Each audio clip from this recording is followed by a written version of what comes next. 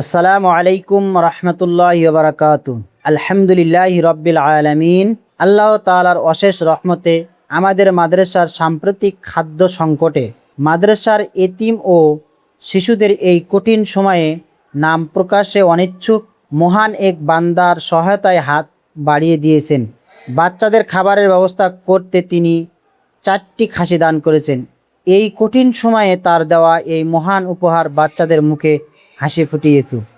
আল্লাহ সুবহানাহু তাআলা যেন তার এই গোপন দানকে খাসভাবে কবুল করে নেন এবং এটিকে তার পরকালের নাজাতের উসিলা বানিয়ে দেন।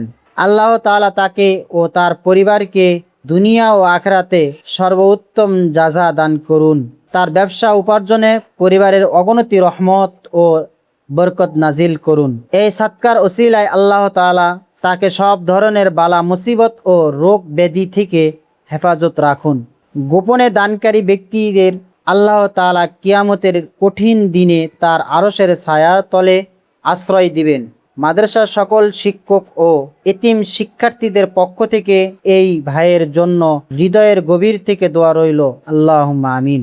আলহামদুলিল্লাহ, আজকে অনেক খুশি লাগতেছে যে আমাদের মাদ্রাসায় এক ভাই সরেজওয়ান ব্যক্তি 4টা খাসি দান করছে।